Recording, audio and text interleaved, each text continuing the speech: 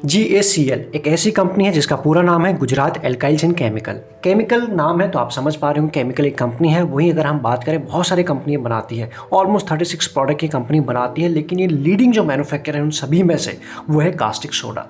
I am sure आप में से कुछ लोग इस वर्ड से फैमिलियर होंगे, कास्टिक सोडा। और जो ये कास्टिक सोडा यूज़ होता है बहुत सारे अलग अलग इंडस्ट्री में अलग अलग काम के लिए होता है। अगर हम बात करें सोप, डिटर्जेंट, वहाँ पर यूज़ होता है, या फिर हम बात करें कहीं पे लीकेज हो जाती है एंड ड्रेनेज के लिए उसे क्लीन करने के लिए कास्टिक सोडा यूज़ होते हैं। बाकी हम चीज़ों पर आते हैं, लेकिन हम पहले यहाँ कवर कर लेते हैं।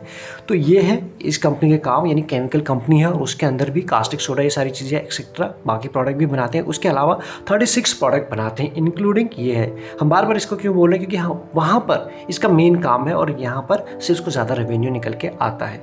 ये एक चीज़ होगी। बाकी प्रोडक्ट के नाम आपके सामने, अगर आप केमिस्ट्री से फैमिलियर है या फिर आपने नाम सुने हैं तो अब आप इन चीज़ों को समझ पाएंगे कि जैसे कि लिक्विड क्लोरीन की बात करें, उसके बाद हाइड्रोजन की बात करें, उसके बाद aluminium chloride, phosphoric acid etcetera, ये सारे केमिकल वर्ड हैं।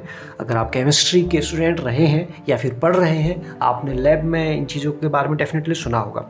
आगे बात करते हैं इसके प्रोडक्ट जो यूज़ होते हैं। जो हम बात करें वेरियस इंडस्ट्री में यूज़ होते हैं, टेक्सटाइल में होते हैं एंड पेपर इंडस्ट्री में सोप, डिटर्जेंट हमने बात की है, एल्यूमिनिया या फिर वाटर ट्रीटमेंट जैसे वाटर रिलेटेड, जैसे हमने बात की कहीं पे लीकेज हो जाता है, लीकेज नहीं कहीं पे अगर कुछ ब्लॉकेज हो जाता है।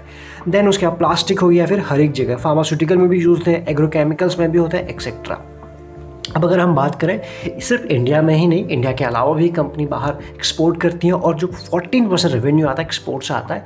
बाकी जो रिमेनिंग है वो डोमेस्टिक मार्केट से ही इस कंपनी के पास आता है। बड़े ही बेसिक वे में, हम बहुत डिटेल में नहीं गए हैं अभी तक, कंपनी के बारे में समझ गए कंपनी क्या काम करती है, कंपनी का प्रोडक्ट क्या है, कंपनी नेशनल इंटरनेशनल लेवल पर काम करती है, कहाँ से मेजॉरिटी रेवेन्यू आता है, क्या प्रोडक्ट है, ये हम समझ गए। अब बात करते हैं इन्वेस्टर को इस कंपनी ने क्या दिया है।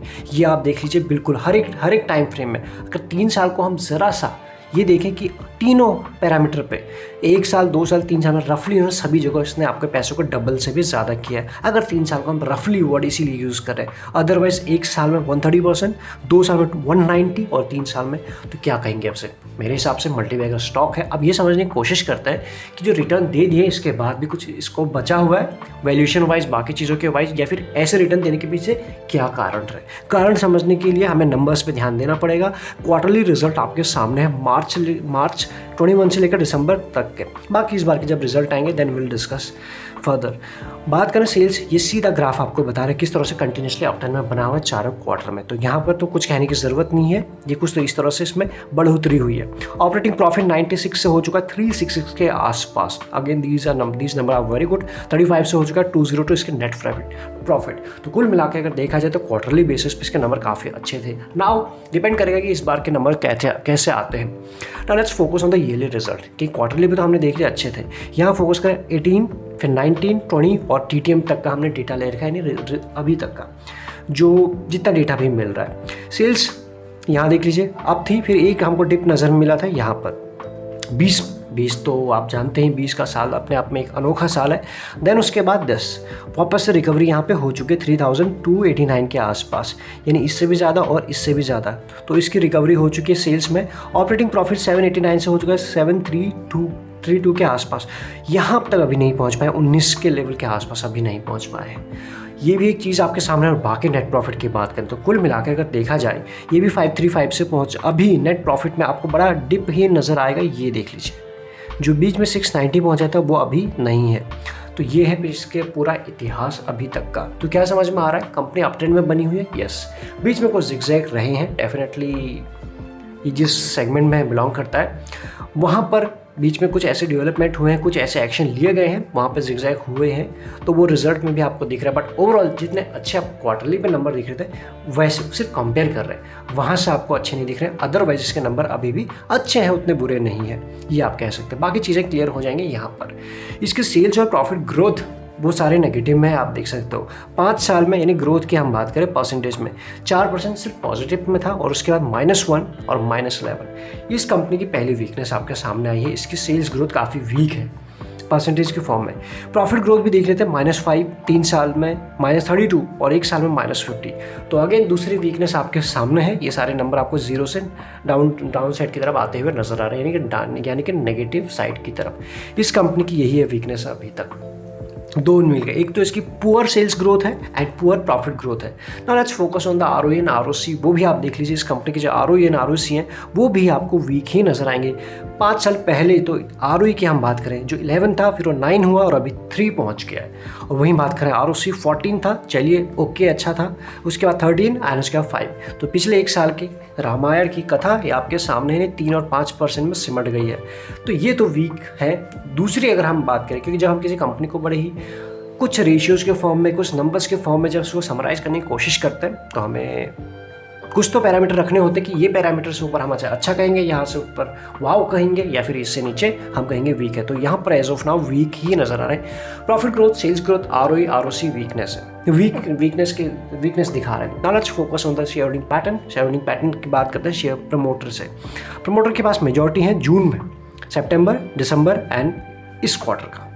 यहाँ आप देख लीजिए 46.28 है, उन्होंने इंटैक्ट रखा है, ये उनके पास है।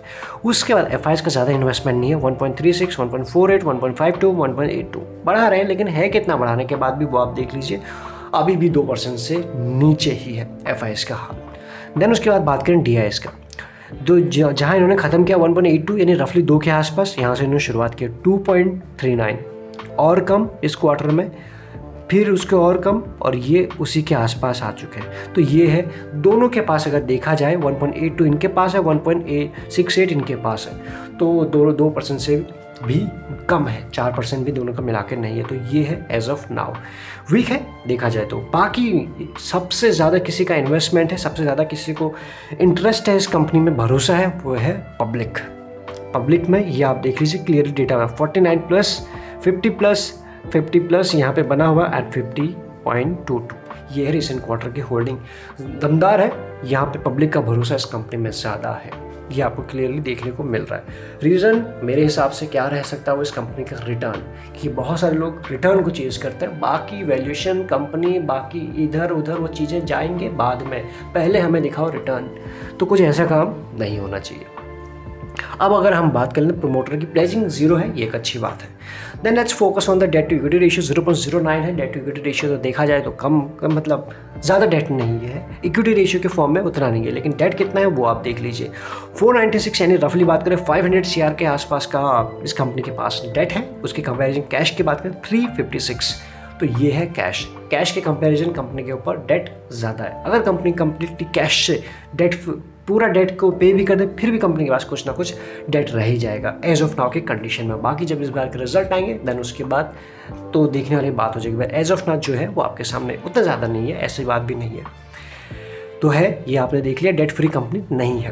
Now let's focus on the valuation जिसका हम बात कर रहे हैं। सबसे पहली बात, अगर एज ऑफ नाउ के मार्केट में कि मार्केट जैसे चल रहा है उसके बाद शेयर के ऊपर जब हम देख रहे थे, इसके वैल्यूएशन देख रहे थे, सबसे पहले इंट्रिंसिक वैल्यू से अपने नीचे मिल रहा है, एक अच्छी बात है। वैल्यूएशन की बात कर रहे हैं, इंट्रिंसिक वैल्यू से बहुत रेयर ही है, कम ही शेयर आपको बहुत कम समय में मिलता है। उसके बाद जब भी वो नीचे होते हैं अपने इंट्रिंसिक वैल्यू से नीचे, उनमें वैल्यू होती है और उसके बाद इन्वेस्टर आता है, कुछ समय के बाद वो पार निकल जाता है अपनी इंट्रिंसिक वैल्यू से। अभी ये डाउन है। एक चीज़ प्राइस टू बुक वैल्यू के हिसाब से भी देखेंगे तो ये आपको अच्छे वैल्यूएशन पे मिल रहा है। और आप बात कर लेते हैं प्राइस टू अर्निंग के हिसाब से, यानी पी के हिसाब से, पीबी के हिसाब से भी ठीक ठाक मिल रहा है। पीई के हिसाब से अगर बात करें 38.46 ये आपके सामने है, ये है इसके रिसेंट की पी रेशियो। एंड स्टॉक की पी मिल रहा है आपको 18 के आसपास। तो यहाँ से भी इस तरह के रिटर्न देने के बाद भी अपने पीबी रेशियो के हिसाब से, पी रेशियो के हिसाब से और इंट्रिंसिक वैल्यू के हिसाब से आपको अच्छे वैल्यूएशन पे मिल रहा है, फिर अट्रैक्टिव वैल्यूएशन पे अभी मिल रहा है।